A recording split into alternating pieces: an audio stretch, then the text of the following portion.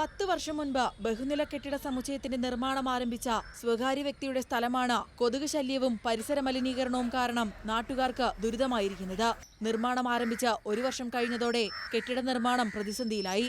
വൻതോതിൽ മണ്ണ് നീക്കി അണ്ടർഗ്രൗണ്ട് പാർക്കിംഗ് സൗകര്യം ഏർപ്പെടുത്താനുള്ള ശ്രമം പാളുകയായിരുന്നു. ഭൂമിയുടെ നിരപ്പ് താഴ്ന്നതോടെ വൻ നീരുറവയുള്ള സ്ഥലത്ത് ആദ്യ മഴയിൽ തന്നെ വെള്ളക്കെട്ട് രൂപപ്പെട്ടു. ഇതോടെ പദ്ധതി തന്നെ ഉപേക്ഷിക്കേണ്ടി വന്നു. ഉപയോഗശൂന്യമായി കാടുമൂടിയ സ്ഥലം മാലിന്യ നിക്ഷേപ കേന്ദ്രമായി മാറി. പൊതുജനാരോഗ്യത്തിന് കടുത്ത ഭീഷണിയും. കല്ലാച്ചി മത്സ്യ മാർക്കറ്റിലെ അറവ് മാലിന്യങ്ങളെല്ലാം ഇന്ന് ഈ വെള്ളക്കെട്ടിലാണ് നിക്ഷേപിക്കുന്നത്. വെള്ളക്കെട്ടില് അറവ് മാലിന്യം ഉൾപ്പെടെയുള്ള പ്ലാസ്റ്റിക് വേസ്റ്റുകൾ മുഴുവൻ നിക്ഷേപിക്കുന്ന ഒരു സ്ഥലമായി മാറിയിരിക്കുകയാണ്. ഇത് കാരണം ആ പ്രദേശത്തെ ജനങ്ങൾ ഭയങ്കര ബുദ്ധിമുട്ടിലാണ്. അതുകൊണ്ട് ഇത് എത്രയും പെട്ടെന്ന് ഇതിന് ഇനി എന്തെങ്കിലും ഒരു പരിഹാരം കണ്ടേ മതിയാവും. ദുർഗന്ധപൂരിതമായ മലിനജലം കൊതുക് പ്രജനന കേന്ദ്രമായി മാറിക്കഴിഞ്ഞു. പകർച്ചവ്യാധി ഭീഷണി നിലനിൽക്കുന്നതിനാൽ പ്രശ്നം ഇനിയും രൂക്ഷമാകാനാണ് സാധ്യത.